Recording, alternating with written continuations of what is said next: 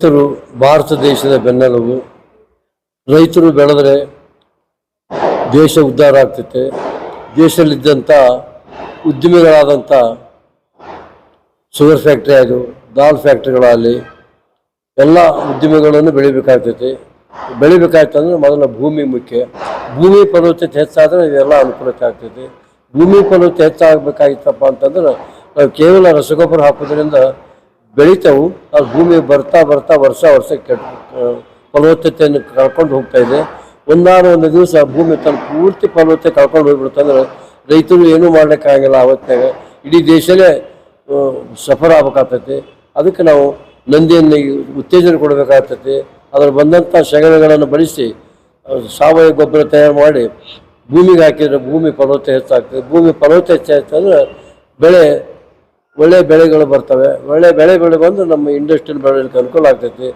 ಆ ಉದ್ದೇಶಕ್ಕಾಗಿ ನಾವು ಸರ್ಕಾರದವರು ರೈತರಿಗೆ ನಂದಿಯನ್ನು ಸಾಕಾಣಿಕೆ ಮಾಡಲಿಕ್ಕೆ ತೊಂದರೆ ಎಂದು ಗಮನಿಸಿಕೊಂಡು ಆ ನಂದಿ ಸಾಕಾಣಿಕೆ ಖರ್ಚಿಗೆ ಆಗ ಬಡವರಿಗೆ ಅಕ್ಕಿ ಗೋಧಿ ಕೊಡ್ತಾ ಇದ್ದಾವೆ. ಆಗ ರೈತರಿಗೂ ಎತ್ತು ಸಾಕಾಣಿಕೆ ಮಾಡಲಿಕ್ಕೆ ಧನ ಸಹಾಯವಾಗಿ ಯಾವುದೇ ರೀತಿಯ ಸಹಾಯ ಮಾಡಿದ್ರೆ ದನ ಸಾಕಾಣೆ ಮಾಡಲಿಕ್ಕೆ ಅನುಕೂಲ ಆಗ್ತೈತಿ. ನಂದಿ ಬೆಳಿತೈತಿ, ಉಳಿತೈತಿ. ಭಾರತ ದೇಶದ ಮಣ್ಣು ಫಲವತ್ತತೆ ಹೆಚ್ಚಾಗ್ತೈತಿ. ಫಲವತ್ತತೆ ಹೆಚ್ಚಾಗ್ತಂದ್ರೆ ನಾವು ಬೆಳೆದ ಆಹಾರಗಳನ್ನು ಕ್ವಾಲಿಟಿನೂ ಸುಧಾರಣೆ ಆಗ್ತೈತಿ. ಇಂಡಸ್ಟ್ರಿನೂ ಒಳ್ಳೆ ಬೆಳೀತಾವೆ ತಿಳ್ಕೊಂಡು ಹೇಳಿ ಇವತ್ತಿನ ದಿವಸ ನಂದಿ ಅಭಿವೃದ್ಧಿಗಾಗಿ ನಾವೆಲ್ಲರೂ ಶ್ರಮಿಸೋಣ ಅಂತ ತಿಳ್ಕೊಂಡು ಪಣ ತೊಡೋಣ ತಿಳ್ಕೊಂಡು ಹೇಳಿ ಒಂದೆರಡು ಮಾತು ಮುಗಿಸ್ತಾ ಇದ್ದೇನೆ. ಜ್ಞಾನಯೋಗಿ ಪೂಜ್ಯ ಶ್ರೀ ಸಿದ್ದೇಶ್ವರ ಸ್ವಾಮೀಜಿಯವರ ಪ್ರೇರಣೆಯಿಂದ ಪ್ರಾರಂಭವಾದಂಥ ನಂದಿ ಕೂಗು ಅಭಿಯಾನದ ಅಡಿಯಲ್ಲಿ ನಂದಿಗಾಗಿ ನಮ್ಮ ಮತದಾನ ಅನ್ನುವಂಥ ವಿಶೇಷ ಸಂಕಲ್ಪ ಯಾತ್ರೆಯನ್ನು ನಾವು ಪ್ರಾರಂಭ ಮಾಡಿದ್ದೀವಿ. ಇದಕ್ಕೆ ಮೂಲ ನೇತೃತ್ವವನ್ನು ತೆಗೆದುಕೊಂಡಂಥವರು ವಿಜಯಪುರ ಜಿಲ್ಲೆಯ ಕೃಷಿ ಪದವೀಧರರು. ಹಾಗಾಗಿ ಇವತ್ತು ಈ ಪತ್ರಿಕಾಗೋಷ್ಠಿಯಲ್ಲಿ ವಿಜಯಪುರ ಜಿಲ್ಲೆಯ ಹಿರಿಯ ಕೃಷಿ ಪದವೀಧರರಾದಂಥ ನಾಡಗೌಡ ಸರ್ ಇದ್ದಾರೆ. ಅದೇ ರೀತಿ ಆ ಕಡೆ ಉಜಿ ಸರ್ ಇದ್ದಾರೆ, ಕೌಲ್ಗಿ ಸರ್ ಇದ್ದಾರೆ, ಅದೇ ರೀತಿ ಕಾಮಣ್ಣವ್ರ ಸರ್ ಇದ್ದಾರೆ, ಅದೇ ರೀತಿ ಹಿರಿಯ ವಕೀಲರಾದಂಥ ಔಟಿ ಸರ್ ಇದ್ದಾರೆ.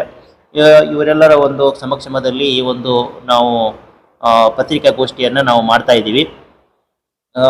ಈ ಒಂದು ನಂದಿಗಾಗಿ ನಮ್ಮ ಮತದಾನದ ಮೂಲ ಉದ್ದೇಶ ಇನ್ನು ಮುಂದಿನ ದಿನಗಳಲ್ಲಿ ಯಾರು ನಂದಿ ಸಂತತಿಯನ್ನು ಉಳಿಸಿ ಬೆಳೆಸೋದಕ್ಕೆ ಪೂರಕವಾದಂಥ ಕಾನೂನು ಅಥವಾ ಯೋಜನೆಗಳನ್ನು ಜಾರಿಗೆ ತರ್ತೀವಿ ಅಂತ ಹೇಳ್ತಾರೋ ಅಂತಹ ಜನಪ್ರತಿನಿಧಿಗೆ ಅಥವಾ ರಾಜಕೀಯ ನಾಯಕರಿಗೆ ಮತ ನೀಡುವಂತಹ ಸಂಕಲ್ಪವನ್ನು ಬಹುಜನರು ಮಾಡಬೇಕು ಅನ್ನುವಂಥದ್ದು ಒಟ್ಟಾರೆ ಉದ್ದೇಶ ಅಡಗಿರುವಂಥದ್ದು. ಯಾಕೆ ಈ ಒಂದು ನಿರ್ಧಾರವನ್ನು ಬಹುಜನರು ತೆಗೆದುಕೊಳ್ಬೇಕಾಗಿದೆ ಅನ್ನುವಂಥದ್ದು ಮುಖ್ಯವಾಗಿರುವಂಥ ಅಂಶ. ಯಾಕಂತಂದರೆ ಭಾರತ ದೇಶದ ಸಂವಿಧಾನದ ಭವಿಷ್ಯ ಇನ್ನು ಮುಂದೆ ನಿಂತಿರುವಂಥದ್ದು ನಂದಿಯ ಮೇಲೆ ನಿಂತಿದೆ ಅನ್ನುವಂಥದ್ದು ಸ್ಪಷ್ಟವಾಗಿ ನಮಗೆ ತಿಳಿದು ಬರ್ತಾ ಇರುವಂಥದ್ದು. ಈ ಭಾರತದ ಸಂವಿಧಾನದ ಭಾಗ 1 ಇದು ಪ್ರಾರಂಭವಾಗಿರುವಂಥದ್ದು. ಇದು ಚಿತ್ರ, ಇದು ಕೇವಲ ಇದು ನಂದಿ ಚಿತ್ರ ಅಲ್ಲ, ಇದು ಸಿಂಧೂ ನದಿ ನಾಗರಿಕತೆಯ ಒಂದು ನಂದಿ ಮುದ್ರೆ ಆಗಿರುವಂಥದ್ದು. ಹಾಗಾಗಿ ಆ ಒಂದು ಸಿಂಧೂ ನದಿ ನಾಗರಿಕತೆಯ ಒಂದು ಭವಿಷ್ಯ ಇದ್ರ ಮೇಲೆ ನಿಂತಿತ್ತು, ನಂದಿ ಮ್ಯಾಗ ನಿಂತಿತ್ತು. ಹಾಗಾಗಿ ಇವತ್ತಾದರೂ ಕೂಡ ನಮ್ಮ ನಾಗರಿಕತೆಯ ಭವಿಷ್ಯನೂ ಕೂಡ ನಿಂತಿರೋದು ಅದ್ರ ಮೇಲೆ, ಈ ನಂದಿ ಮೇಲೆನೆ ಅಂತ. ಅಂದರೆ ಯಾವುದೋ ರೂಪದಲ್ಲಿ ನಂದಿ ಸಂಪತ್ತು ಇವತ್ತು ನಾಶ ಆಗ್ತಾ ಇದೆ ಅಂತಂದರೆ ಈ ಒಂದು ನಮ್ಮ ಸಂವಿಧಾನಕ್ಕೂ ಕೂಡ ಏನೋ ಒಂದು ಧಕ್ಕೆ ಬರ್ತಾ ಇದೆ ಅಂತೇಳಿ ಅರ್ಥ ಅಂತ. ಹಾಗಾಗಿ ನಮ್ಮ ಸಂವಿಧಾನದ ಭದ್ರತೆ ಎದ್ರ ಮೇಲೆ ನಿಂತದ, ನಂದಿ ಮ್ಯಾಗ ನಿಂತದ. ಹಾಗಾಗಿ ಈ ವಿಷಯವನ್ನು ತಿಳಿದಂಥವ್ರು ನಾವು ಕೃಷಿ ಪದವೀಧರರು ಒಂದು ಏನು ಮಾಡಬೇಕಾಗಿದೆ, ಮುಂದೆ ಹೆಜ್ಜೆ ಇಟ್ಟು ಬಹುಜನರಿಗೆ ಇದನ್ನು ತಿಳಿಸ್ಬೇಕಾಗಿದೆ ಅನ್ನುವಂಥ ಉದ್ದೇಶದಿಂದನೇ ಇವತ್ತು ಹಿರಿಯರೆಲ್ಲನೂ ಕೂಡ ಇದಕ್ಕೆ ಏನು ಮಾಡಿದ್ದಾರೆ, ಸಹಕಾರ ನೀಡಿ ಇವತ್ತು ಈ ಒಂದು ಸಂಕಲ್ಪ ಯಾತ್ರೆಯನ್ನು ನಾವು ಮಾಡ್ತಾ ಇರುವಂಥದ್ದು. ಇದ್ರ ಜೊತೆಯಲ್ಲಿ ಇನ್ನೊಂದು ಇವತ್ತು ಎಷ್ಟರ ಮಟ್ಟಿಗೆ ತೀವ್ರಗತಿಯಲ್ಲಿ ಇದು ನಂದಿ ಸಂಪತ್ತು ನಾಶ ಆಗ್ತಾ ಇದೆ ಅಂತಂದರೆ ಇದೇ 20 ವರ್ಷಗಳಲ್ಲಿ ನಾವೇನಾದರೂ ಗಣನೆಗೆ ತೆಗೆದುಕೊಂಡ್ರೆ ಒಂದು 80% ನಂದಿ ಸಂಪತ್ತು ನಾಶ ಆಗಿರುವಂಥದ್ದು ಪ್ರತಿಯೊಂದು ಹಳ್ಳಿಗಳಲ್ಲಿ. ಯಾವುದೇ ಹಳ್ಳಿಗಳು ಹೋದರೂ ಕೂಡ ನಮ್ಮ ಊರಲ್ಲಿ 300 ಇತ್ತು, 400 ಜೊತೆ ಇತ್ತು 20 ವರ್ಷದಿಂದ ಅಂತಂದರೆ ಈಗ ಎಷ್ಟು ಅಂತಂದರೆ 30, 40, 50 ಜೋಡಿ ಅಥವಾ ಒಂದೊಂದು ಕಡೆ 10, 12. ಇದೇ ಸಿದ್ದೇಶ್ವರಪ್ಪ ಅವರ ಜನ್ಮಸ್ಥಳವಾದಂಥ ಬಿಜರ್ಗಿ ಗ್ರಾಮದಲ್ಲಿ ಈಗ ಕೇವಲ 16 ಜೊತೆ ಎತ್ತುಗಳು ಮಾತ್ರ ಉಳಿದಿರೋದು. ಹಾಗಾಗಿ ಇಲ್ಲಿ ಇನ್ನೊಂದು ಮುಖ್ಯವಾಗಿ ಒಂದು ನಮ್ಮ ಭಯಾನಕ ಅಂಶ ನಮಗೆ ಇತ್ತೀಚೆಗೆ ತಿಳಿದು ಬಂದಂಥದ್ದು ಏನು ಅಂತಂದರೆ ಈ ಸಂಯುಕ್ತ ಕರ್ನಾಟಕ ಪೇಪರಲ್ಲಿ ಬಂದಿರುವಂಥದ್ದು. ಅಂದರೆ ಹೋದ ವರ್ಷ ಈ ಒಂದು ಸಂಕ್ರಮಣ ವಿಜಯಪುರ ಸಂಕ್ರಮಣ ಜಾತ್ರೆ ಅಂದರೆ ಸಿದ್ದೇಶ್ವರ ಜಾತ್ರೆಗೆ 75,000 ದನಕರುಗಳು ಬಂದಿದ್ದಾವೆ. ಆದರೆ ಈ ವರ್ಷ ಕೇವಲ 4,000 ದನಕರುಗಳು ಬಂದಿರುವಂಥದ್ದು. ಹೋದ ವರ್ಷ 75,000 ದನಕರುಗಳು, ಈ ವರ್ಷ ಕೇವಲ 4,000 ದನಕರುಗಳು ಬಂದಿರುವಂಥದ್ದು.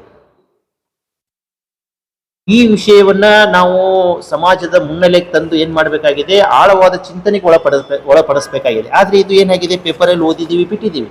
ಆದ್ರೆ ಇದ್ರ ಹಿಂದ್ಗಡೆ ಏನೆಲ್ಲ ಮುಂದಿನ ದಿನಗಳಲ್ಲಿ ಆಗ್ತದೆ ಅನ್ನೋ ದುಷ್ಪರಿಣಾಮ ಅನ್ನುವಂಥದ್ದು ಚಿಂತನೆಗಳೇ ನಡೆದಿಲ್ಲ ಅನ್ನುವಂಥದ್ದು. ಇವತ್ತು ದನಕರುಗಳ ಜಾತ್ರೆಗೆ ಬಂದಿಲ್ಲ ಅಂತಂದ್ರೆ ಮುಂದೆ ಜನಗಳೇ ಬರಕ್ ಸಾಧ್ಯತೆ ಇಲ್ಲ, ಅಂತ ಪರಿಸ್ಥಿತಿ ನಿರ್ಮಾಣ ಆಗ್ತದೆ ಅಂತ. ಹಾಗಾಗಿ ಇಲ್ಲಿ ನಾವು ತಿಳ್ಕೊಂಡಿರುವಂತ ಒಂದು ಅಂಶ ಅಂತಂದ್ರೆ, ಈ ನಂದಿ ಸಂಪತ್ತು ಏನಾದ್ರೂ ನಾಶ ಆಯ್ತು ಅಂತಂದ್ರೆ ಈ ಒಂದು ಕೃಷಿ ಒಂದು ಬೆನ್ನೆಲುಬೆನೇ ಮುರಿದ ಹಾಗಿದ್ರೆ ಇವತ್ತು ಕೃಷಿ ಅವಲಂಬಿತವಾದಂತ ಉದ್ದಿಮೆಗಳು ಆದಷ್ಟು ಬೇಗನೆ ಏನಾಗ್ತವೆ ಅಂತಂದ್ರೆ ನಶಿಸಿ ಹೋಗುವಂತ ಒಂದು ಸಾಧ್ಯತೆಗಳಿದಾವೆ ಅಂತ. ಅದರಲ್ಲಿನೂ ಕೂಡ ಮುಖ್ಯವಾಗಿ ಈ ಶುಗರ್ ಕೇನ್ ಫ್ಯಾಕ್ಟ್ರಿಗಳು ಏನಿದಾವೆ, ಆ ಶುಗರ್ ಕೇನ್ ಫ್ಯಾಕ್ಟ್ರಿಗಳು ಇದು ಎಷ್ಟು ನಂದಿ ಸಂಪತ್ತು ತೀವ್ರಗತಿಯಲ್ಲಿ ನಾಶ ಆಗುತ್ತೋ ಅಷ್ಟೇ ಬೇಗನೆ ಅದು ಮುಚ್ಚುವಂತ ಸಾಧ್ಯತೆಗಳಿದಾವೆ ಅಂತ. ಅದ್ರ ಜೊತೆಯಲ್ಲಿ ದಾಲ್ ಮಿಲ್ಸು ಕೂಡ, ಅದೇ ರೀತಿ ರೈಸ್ ಮಿಲ್ಸು, ಈ ಎಲ್ಲಾ ಓನರ್ಸ್ಗಳು ಏನ್ ಮಾಡ್ಬೇಕಾಗಿದೆ, ಇದ್ರ ಬಗ್ಗೆ ಚಿಂತನೆಯನ್ನ ಮಾಡಿ ಮುಂದೆ ಹೆಜ್ಜೆ ಇಡ್ಲೇಬೇಕಾಗಿದೆ ಅಂತ. ಹಾಗಾಗಿ ಇದು ಆನೆ ಬಾರ ಆನೆಗೆ, ಇರುವೆ ಬಾರ ಇರುವೆಗೆ ಅನ್ನುವಂಥದ್ದು. ಹಾಗಾಗಿ ಅವರು ಆನೆ ಬಾರ ಹೊತ್ತಿದ್ದಾರೆ, ಇದರ ಒಂದು ನೋವನ್ನು ಉಣ್ಣುವಂಥವ್ರು ಮೊದಲು ಅವರೇ ಆಗಿರ್ತಾರೆ ಅಂತ. ಆ ಒಂದು ಕಾರಣಕ್ಕಾಗಿ ಅವ್ರು ಏನ್ ಮಾಡ್ಬೇಕಾಗಿದೆ, ಇವತ್ತು ಎಚ್ಚೆತ್ಕೊಂಡು ಇವತ್ತು ನಾವೇನು ಜನಜಾಗೃತಿ ನಮ್ಮ ಹಂತದಲ್ಲಿ ಏನ್ ಸಾಧ್ಯತೆಯೋ ನಾವು ಮಾಡ್ತಾ ಇದ್ದೀವಿ.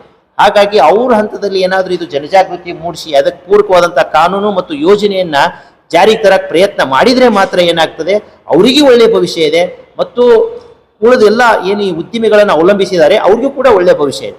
ಹಾಗಾಗಿ ಇಲ್ಲಿ ರೈತರ ಭವಿಷ್ಯ ಮತ್ತು ಕೃಷಿಯನ್ನು ಅವಲಂಬಿಸಿದಂತ ಉದ್ದಿಮೆದಾರರ ಭವಿಷ್ಯ, ಮತ್ತೆ ಈ ಉಳಿದ ಏನಪ್ಪಾ ಅಂದ್ರೆ ಈ ಸರ್ಕಾರಿ ನೌಕರರ ಭವಿಷ್ಯ, ಅದೇ ರೀತಿ ಒಂದು ಶಿಕ್ಷಣ ರಂಗದವರ ಭವಿಷ್ಯ, ಆರೋಗ್ಯ ಒಂದು ಕ್ಷೇತ್ರದಲ್ಲಿರುವಂತವ್ರ ಭವಿಷ್ಯ, ಮತ್ತು ರಾಜಕೀಯ ಕ್ಷೇತ್ರದಲ್ಲಿರುವಂತವ್ರ ಭವಿಷ್ಯ, ಕೊನೆಗೆ ಎಲ್ಲ ಧಾರ್ಮಿಕ ನಾಯಕರ ಭವಿಷ್ಯನೂ ಕೂಡ ಈ ಒಂದು ನಂದಿ ಮೇಲೆ ನಿಂತಿರುವಂಥದ್ದು. ಅದೇ ಕಾರಣಕ್ಕಾಗಿ ನಾವೇನ್ ಮಾಡ್ತಾ ಇದ್ದೀವಿ, ಇವತ್ತು ನಂದಿಗೆ ಪೂರಕವಾದಂತ ಏನು ಯೋಜನೆ ಮತ್ತು ಕಾನೂನನ್ನು ತರೋಗಿ ಮತ ನೀಡಬೇಕು. ಅದು ನಾವು ನಂಬಿದಂತ ಒಂದು ದೈವಿ ಶಕ್ತಿಯ ಒಂದು ಆಧಾರಿತವಾಗಿ ನಾವು ಸಂಕಲ್ಪ ಮಾಡಬೇಕು ಅನ್ನುವಂಥದ್ದು. ಇವತ್ತು ಬಿಜಾಪುರದಲ್ಲಿರುವಂತ ಈ ಒಂದು ಸಿದ್ದೇಶ್ವರ ದೇವಸ್ಥಾನ, ಎಷ್ಟು ಜನ ಇವತ್ತು ಲಕ್ಷಾಂತರ ಏನಿದ್ದಾರೆ ಭಕ್ತಾದಿಗಳಿದ್ದಾರೆ. ಈ ಭಕ್ತಾದಿಗಳು ಎಲ್ಲರೂ ಕೂಡ ಚಿಂತೆ ಮಾಡಬೇಕು ಅನ್ನುವಂಥದ್ದು. ಎಷ್ಟು ದೊಡ್ಡದಾದಂಥ ಜಾತ್ರೆ ಮಾಡ್ತೀವಿ ಅನ್ನುವಂಥದ್ದು ಮುಖ್ಯ ಅಲ್ಲ, ಸಿದ್ದೇಶ್ವರರಿಗೆ ಏನು ಬಯಸಿದಂತ ಒಂದು ಸಮಾಜ ನಿರ್ಮಾಣ ಮಾಡಬೇಕಾಗಿತ್ತಂದ್ರೆ ನಂದಿ ಸಂಪತ್ತು ಉಳಿಲೇಬೇಕು ಅನ್ನುವಂಥದ್ದು. ಹಾಗಾಗಿ ಇವತ್ತು ಯಾವುದೋ ರೂಪದಲ್ಲಿ ಸಿದ್ದೇಶ್ವರರು ಎಲ್ಲರಿಗೂ ಕೂಡ ಎಚ್ಚರಿಕೆ ನೀಡ್ತಾ ಇದ್ದಾರೆ ಅಂತ. ಅಂದ್ರೆ ನಂದಿ ಸಂಪತ್ತು ಉಳಿದ್ರೆ ಮಾತ್ರ ಮುಂದೆ ಭವಿಷ್ಯ ಅಂತ. ಅದೇ ಕಾರಣಕ್ಕಾಗಿ ನಾವು ಇತ್ತೀಚೆಗೆ ಈ ಒಂದು ಸಂಕಲ್ಪವನ್ನ ನಾವು ಶ್ರೀಶೈಲ ಮಲ್ಲಯ್ಯನ ಸನ್ನಿಧಾನದಲ್ಲಿ ಅಲ್ಲಿನೇ ಸಂಕಲ್ಪ ಮಾಡಿ ಇದನ್ನು ಪ್ರಾರಂಭ ಮಾಡಿರುವಂಥದ್ದು. ಹಾಗಾಗಿ ಇವತ್ತು ಶ್ರೀಶೈಲ ಮಲ್ಲಯ್ಯನ ಭಕ್ತರು ಅಂತಂದ್ರೆ ನಾವು ಏನು ಮಾಡ್ಕೋಕ್ಕಾಗಲ್ಲ, ಅಷ್ಟು ಇವತ್ತು ಕರ್ನಾಟಕ ರಾಜ್ಯದಂತ ಅದಾರೆ. ಅವರೆಲ್ಲರೂ ಕೂಡ ಇವತ್ತು ಚಿಂತನೆಯನ್ನ ಮಾಡಬೇಕಾಗಿದೆ ಅಂತ. ನಾವೇನಾದ್ರೂ ನಂದಿ ಸಂಪತ್ತು ಉಳಿಯೋಕ್ಕಾಗಿ ಮತ ನೀಡಿದ್ದೆ ಆದ್ರೆ ಶ್ರೀಶೈಲ ಮಲ್ಲಯ್ಯನಿಗೆ ನಾವು ಮತ ನೀಡ್ದಂಗೆ ಆಗತ್ತೆ ಅಂತ. ಹಾಗಾಗಿ ಯಾವುದೋ ರೂಪದಲ್ಲಿ ನನಗಾಗಿ ಯಾರು ಮತ ನೀಡ್ತಾರ ಅಂತ ಶ್ರೀಶೈಲ ಮಲ್ಲಯ್ಯನೋ ಯಾವುದೋ ರೂಪದಲ್ಲಿ ನೋಡಕತ್ತಾನ ಅಂತ. ಅದೇ ರೀತಿ ನನ್ನ ಹೆಸರು ಹೇಳಿ ಯಾರು ಮತ ತಗೋತಾರ ಅಂತೇಳಿ ಅವ್ರನ್ನೂ ಕೂಡ ಹುಡುಕಕತ್ತಾನ. ಹಾಗಾಗಿ ಇವತ್ತೇನಾಗ್ಬೇಕಾಗಿದೆ, ಸಮಾಜದಲ್ಲಿ ಒಂದು ನಂದಿ ಸಂಪತ್ತನ್ನು ಉಳಿಸ್ತೀನಿ ಅಂತೇಳಿ ಒಂದು ಮುಂದೆ ಬಂದು ಮತ ಪಡೆಯುವಂಥವ್ರು ಅವ್ರ ಸಂಖ್ಯೆನೂ ಹೆಚ್ಚಿಗೆ ಆಗ್ಬೇಕಾಗಿದೆ. ಅದೇ ರೀತಿ ಇವತ್ತು ಮತ ನಾವು ಅದಕ್ಕಾಗಿ ನೀಡ್ತೀವಿ ಅನ್ನುವಂಥವ್ರು ಇವ್ರ ಸಂಖ್ಯೆನೂ ಕೂಡ ಇವತ್ತು ಜಾಸ್ತಿ ಆಗ್ಲೇಬೇಕಾಗಿದೆ ಅಂತ. ಇನ್ನು ಮುಂದಿನ ಒಂದು 5-6 ತಿಂಗಳಲ್ಲಿನೇ ಒಂದು ಗ್ರಾಮ ಪಂಚಾಯತಿ ಇಲೆಕ್ಷನ್ ಇದೆ. ಅದ್ರ ಒಳಗಾಗಿನೇ ರಾಜ್ಯದ ಅರ್ಧಕ್ಕಿಂತಲೂ ಹೆಚ್ಚು ಜನಸಂಖ್ಯೆ ನಾವು ನಂದಿಗಾಗಿನೇ ಮತ ನೀಡ್ತೀವಿ ಅನ್ನುವಂತ ಒಂದು ಏನಾಗ್ಬೇಕಾಗಿದೆ, ಸಂಕಲ್ಪ ಮಾಡಂಗ ಆಗ್ಬೇಕು ಅನ್ನುವಂತ ಈ ಉದ್ದೇಶದೊಂದಿಗೆನೆ ನಾವೇನ್ ಮಾಡಿದೀವಿ, ನಂದಿಗಾಗಿ ನಮ್ಮ ಮತದಾನ ಅನ್ನುವಂತ ಈ ಸಂಕಲ್ಪ ಯಾತ್ರೆಯನ್ನ ನಾವು ಬಸವನ ಬಾಗೇವಾಡಿಯಿಂದ ಬಸವ ಕಲ್ಯಾಣದವರೆಗೆ, ಬಸವ ಕಲ್ಯಾಣದಿಂದ ಕೂಡಲ ಸಂಗಮದವರೆಗೆ ಕೇವಲ ಇದು ಒಂದು 5 ದಿನದ ಒಂದು ಸಂಕಲ್ಪ ಯಾತ್ರೆಯನ್ನ ನಾವು ಹಮ್ಮಿಕೊಂಡಿದ್ದೀವಿ. ಮುಂದಿನ ದಿನಗಳಲ್ಲಿ ಆಯಾ ಬೇರೆ ಬೇರೆ ಭಾಗದಲ್ಲಿ, ಅಂದ್ರೆ ಬೆಂಗಳೂರು ನಗರದಲ್ಲಿ ಒಂದು ಋಷಭಾವತಿ ನದಿ ಅಂತ ಹರಿದಿದೆ, ಅಂದ್ರೆ ಅದರ ಒಂದು 16 ಮತಕ್ಷೇತ್ರಗಳಲ್ಲಿ ಹರಿದು ಹೋಗುತ್ತೆ ಅದು. ಹಾಗಾಗಿ ಇದು 16 ಮತಕ್ಷೇತ್ರಗಳಲ್ಲಿ ಈ ರೀತಿ ಸಂಕಲ್ಪ ಮಾಡುವಂತ ಒಂದು ಯಾತ್ರೆ ಮಾಡಬೇಕು ಅಂತೇಳಿ ಈಗಾಗಲೇ ನಾವು ಮಾತಾಡ್ಕೊಂಡಿರೋ. ಅದೇ ರೀತಿ ಮಂಗಳೂರಲ್ಲಿನೂ ಕೂಡ ಈ ರೀತಿ ಒಂದು ಯಾತ್ರೆ ಮಾಡಬೇಕು ಅಂತೇಳಿ ಈಗಾಗಲೇ ನಾವು ಇದ್ರ ಬಗ್ಗೆ ಚರ್ಚೆ ಆಗಿರುವಂಥದ್ದು. ಹಾಗಾಗಿ ಇದು ರಾಜ್ಯಾದ್ಯಂತ ಏನಾಗಬೇಕಾಗಿದೆ ಅಂತಂದ್ರೆ ಬೇರೆ ಬೇರೆ ಬೇರೆ ಬೇರೆ ಭಾಗಗಳಲ್ಲಿ ಈ ರೀತಿ ಸಂಕಲ್ಪ ಯಾತ್ರೆಗಳು ಪ್ರಾರಂಭ ಆಗಲೇಬೇಕಾಗಿದೆ ಅನ್ನುವಂಥದ್ದು. ಹಾಗಾಗಿ ಇವತ್ತು ಎಲ್ಲಾ ಧರ್ಮಗುರುಗಳು ಕೂಡ, ಯಾಕಂದ್ರೆ ಧರ್ಮ ನಿಂತಿದ್ದೇ ನಂದಿ ಮ್ಯಾಗ ಅನ್ನುವಂಥದ್ದು. ಯಾವುದೇ ಧರ್ಮ ಆಗಿರ್ಬೋದು, ಹಿಂದೂ ಆಗಿರ್ಬೋದು, ವೀರಶೈವ ಲಿಂಗಾಯತ ಆಗಿರ್ಬೋದು, ಮುಸಲ್ಮಾನ್ ಆಗಿರ್ಬೋದು, ಕ್ರೈಸ್ತ ಆಗಿರ್ಬೋದು, ಭಾರತ ದೇಶದಲ್ಲಿರುವಂತಹ ಯಾವುದೇ ಧರ್ಮ ಆಗಿದ್ರು ಕೂಡ ಅವರ ಭವಿಷ್ಯ ಎದ್ರ ಮೇಲೆ ನಿಂತಿದೆ, ಈ ನಂದಿ ಸಂಪತ್ತಿನ ಮೇಲೆ ನಿಂತಿರೋದು. ಹಾಗಾಗಿ ಈ ಒಂದು ಧಾರ್ಮಿಕ ನಾಯಕರು ಕೂಡ ಆಯ್ತು, ನೀವು ಯಾವ ಪಕ್ಷಿಕರ ನೀಡ್ರಿ, ಯಾರೇ ನಿಂದಿರ್ಲಿ, ಒಟ್ಟು ನಂದಿ ಉಳಿಸೋರು ನೀವು ಮತ ನೀಡ್ರಿ ಅಂತೇಳಿ ಈ ರೀತಿ ಒಂದು ಏನಾದ್ರೂ ವಿಚಾರಧಾರೆಯನ್ನು ಸಮಾಜಕ್ಕೆ ನೀಡಿದ್ದೆ ಆದ್ರೆ ಇವತ್ತು ದೊಡ್ಡದಾದಂತ ಒಂದು ನಂದಿ ಕ್ರಾಂತಿಗೆ ಇದು ದೇಶದಲ್ಲಿ ಒಂದು ಕಾರಣ ಖಂಡಿತವಾಗಿಯೂ ಕೂಡ ಆಗ್ತದೆ ಅನ್ನುವಂತ ಒಂದು ಮಾತನ್ನು ಹೇಳ್ತಾ, ಇದಕ್ಕೆಲ್ಲ ಮೂಲ ಪ್ರೇರೇಪಣೆ ಪೂಜ್ಯ ಶ್ರೀ ಸಿದ್ದೇಶ್ವರಪ್ಪ ಅವರು ಇವತ್ತು ಸಾವಿರಾರು ಜನ ತನು ಮನ ಧನದಿಂದ ಇವತ್ತು ಕೈ ಜೋಡಿಸಿದ್ದಾರೆ ಅಂತಂದ್ರೆ ಇದಕ್ಕೆ ಮೂಲ ಕಾರಣ ಇದು ಸಿದ್ದೇಶ್ವರಪ್ಪ ಅವ್ರದೇ ಒಂದು ಪ್ರೇರೇಪಣೆಯಿಂದ ಆಗಿರುವಂಥದ್ದು. ಇದೆಲ್ಲವೂ ಕೂಡ ಅವರೇ ಅವ್ರಲಿಂದನೇ ಇದು ಆಗ್ತಾ ಇರುವಂಥದ್ದು. ಹಾಗಾಗಿ ಅಪ್ಪವರು ಸಾಕಷ್ಟು ಇವತ್ತು ರಾಜ್ಯದಲ್ಲಿ ಭಕ್ತರಿದ್ದಾರೆ, ಅಂದ್ರೆ ಅನುಯಾಯಿಗಳಿದ್ದಾರೆ. ಅವರೆಲ್ಲರೂ ಕೂಡ ಈ ಕುರಿತು ಒಂದು ಚಿಂತನೆಯನ್ನ ಮಾಡಬೇಕು ಅನ್ನುವಂತ ಒಂದು ಮಾತನ್ನ ಹೇಳ್ತಾ ಇದ್ವಿ. ನಂದಿ ಕೃಷಿ ಅಭಿಯಾನ ಮೊದಲನೇ ಸುತ್ತಿನಲ್ಲಿ ಸಿದ್ದೇಶ್ವರ ಸ್ವಾಮೀಜಿಯವರ ಹುಟ್ಟೂರಾದಂಥ ಬಿಜ್ಜರಿಯಿಂದ ಆರಂಭವಾಗಿ ರಾಜ್ಯ ತುಂಬೆಲ್ಲ ಪಸರಿಸಿ ಆಯಿತು. ಈಗ ಇದು ಎರಡನೇ ಸುತ್ತು ಅಂದ್ರೆ ಸಂಕಲ್ಪ ಯಾತ್ರೆ. ಸಂಕಲ್ಪ ಯಾತ್ರೆ ಮೊದಲನೇದು ಜನಜಾಗೃತಿಗಾಗಿ ಆಯಿತು. ರೈತರಲ್ಲಿ ಒಂದು ಈ ಮನೋಭಾವನೆಯನ್ನ ಬೆಳೆಸುವ ಸಲುವಾಗಿ ಆ ಯಾತ್ರೆ ಮುಗಿದು ಈಗ ಸಂಕಲ್ಪ ಯಾತ್ರೆ ಮಾಡಬೇಕಾಗಿದೆ ನಾವು. ಈ ಸಂಕಲ್ಪ ಯಾತ್ರೆ ಬಸವಣ್ಣನವರು ಹುಟ್ಟೂರಾದಂತಹ ಇಂಗಳೇಶ್ವರದಿಂದ ಬಸವನ ಬಾಗೇವಾಡಿ ಇಂದ ಬಸವ ಕಲ್ಯಾಣದವರೆಗೆ ಹೋಗಿ ಕೂಡಲ ಸಂಗಮದ ತನಕ ತರುವ ಉದ್ದೇಶ ಇಷ್ಟೇ. ಇದ ರೈತರ ವಿಚಾರಗಳನ್ನ ಮತವಾಗಿ ಪರಿವರ್ತನೆಗೊಳಿಸೋದು. ಪ್ರಜಾಪ್ರಭುತ್ವ ನಿಂತಿರೋದು ಮತಗಳ ಮೇಲೆ. ರಾಜಕಾರಣಿಗಳು ಆರಿಸಿ ಬಂದು ಕಾನೂನು ಮಾಡುವವರು ಅವರು, ಅನುಷ್ಠಾನ ಮಾಡುವವರು ಅಧಿಕಾರಿಗಳಾದರೆ ಮತ ಪರಿವರ್ತನೆ ಆದರೆ ರಾಜಕಾರಣಿಗಳಲ್ಲಿ ಪರಿವರ್ತನೆ ಬರ್ತದೆ. ರಾಜಕಾರಣಿಗಳಲ್ಲಿ ಬದಲಾವಣೆ ಆದರೆ ನಾವು ಈ ಸಂಕಲ್ಪ ಯಾತ್ರೆ ಮುಖಾಂತರ ರೈತರ ವಿಚಾರಗಳನ್ನ ಮತವಾಗಿ ಪರಿವರ್ತಿಸಿದಾಗ ಮಾತ್ರ ಅವರು ಅಧಿಕಾರಕ್ಕೆ ಬಂದಾಗ ಕಾನೂನುಗಳನ್ನ ಮಾಡಿ ರೈತರಿಗೆ ಅನುಕೂಲತೆಗಳನ್ನು ಈ ಅನೇಕ ಯೋಜನೆಗಳು, ಬೀಜ, ಗೊಬ್ಬರ, ಅನೇಕ ವಿಧಗಳಲ್ಲಿ ರೈತರಿಗೆ ಸಹಾಯ ಮಾಡೋ ಕೋಟ್ಯಾಂತರ ರೂಪಾಯಿ ಈಗ ಸಹಾಯ ಮಾಡ್ತಾ ಇದ್ದಾರೆ. ಅದು ಸ್ವಾಗತಾರ್ಹ. ಅದರ ಬದಲಾಗಿ ಈ ನಂದಿ ಅಂದ್ರೆ ಪಶು ಸಂಗೋಪನೆ, ಆಕಳಾಗಲಿ ಎತ್ತಾಗಲಿ ಅಥವಾ ಇತರೆ ಪಶು ಇವುಗಳ ಕಡೆ ಒತ್ತು ಕೊಟ್ಟು ಈ ನಾವು ಮಾಡುವಂತ ಬಜೆಟ್ ಕೇಂದ್ರದಾಗಲಿ ರಾಜ್ಯದಾಗಲಿ ಅದರಲ್ಲಿ 10% ಅನುದಾನವನ್ನ ಬಜೆಟ್ ಅಲ್ಲಿ ಇದಕ್ಕಾಗಿ ಮೀಸಲಿಟ್ಟರೆ ಅದನ್ನ ರೈತರಿಗೆ ಪ್ರೋತ್ಸಾಹಧನ ಅಂತ ಹೇಳಿ ಕೊಟ್ಟು ಅದನ್ನ ನಂದಿ ಕೃಷಿಯನ್ನ ಮಾಡಲಿಕ್ಕೆ ಅವಕಾಶ ಆಗ್ತದೆ. ಅದಕ್ಕಾಗಿ ಅದನ್ನ ಈ ಸಂಕಲ್ಪ ಯಾತ್ರೆಯಲ್ಲಿ ವಿಚಾರಧಾರೆಯನ್ನ ಮತವಾಗಿ ಪರಿವರ್ತನೆ ಮಾಡಲಿಕ್ಕೆ ನಾವು ಮಾಡ್ತಾ ಇರುವ ಸಂಕಲ್ಪ ಯಾತ್ರೆ. ಇದಕ್ಕೆ ಪ್ರತಿಜ್ಞೆಯನ್ನು ಸಹಿತ ನಮ್ಮ ಕೃಷಿ ಪದವೀಧರರು, ನಿವೃತ್ತವಂತ ಕೃಷಿ ಪದವೀಧರರು ನಮ್ಮ ಬಿರಾದಾರ್ ಅವರ ನೇತೃತ್ವದಲ್ಲಿ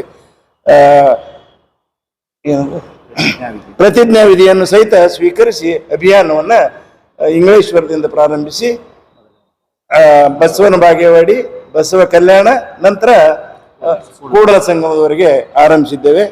ಇದಕ್ಕೆ ನಾವು ರಾಜಕಾರಣಿಗಳನ್ನ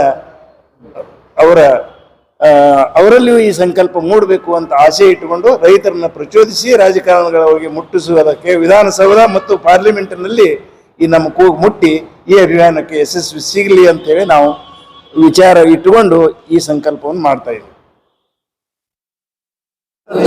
ಸಂವಿಧಾನದ ಭವಿಷ್ಯವು ನಂದಿ ಕೃಷಿಯನ್ನು ಅವಲಂಬಿಸಿದೆ ಎಂಬುದು ವೈಜ್ಞಾನಿಕ ಸಂಗತಿಯಾಗಿದೆ. ನಂದಿ ಸಂಪತ್ತು ಉಳಿದರೆ ಮಾತ್ರ ನಮಗೆ ಹಾಗೂ ನಮ್ಮ ಮುಂದಿನ ಪೀಳಿಗೆಗೆ ಒಳ್ಳೆಯ ಭವಿಷ್ಯವಿರುವ ಕಾರಣ ಇನ್ನು ಮುಂದೆ ನಂದಿ ಕೃಷಿಕರಿಗೆ ಪೂರಕವಾದ ಕಾನೂನು ಹಾಗೂ ಯೋಜನೆ ಜಾರಿಗೆ ತರುವುದಕ್ಕೆ ಪ್ರಯತ್ನಿಸುವ ರಾಜಕೀಯ ನಾಯಕರಿಗೆ ನನ್ನ ಮತ ನೀಡುತ್ತೇನೆ ಹಾಗೂ ನಂದಿಗಾಗಿ ಮತ ಮೀಸಲಿಡುವ ಕುರಿತು ಜನಜಾಗೃತಿ ಮೂಡಿಸುವ ಪ್ರಯತ್ನ ಮಾಡುತ್ತೇನೆ ಎಂದು ನಾನು ನಂಬಿದ ದೈವದ ಸಾಕ್ಷಿಯಾಗಿ ಸಂಕಲ್ಪ ಮಾಡುತ್ತೇನೆ. ನಂದಿ ಕೃಷಿಕರಿಗೆ ಬೋಲೋ ಭಾರತ್ ಮಾತಾ ಕಿ ಜೈ.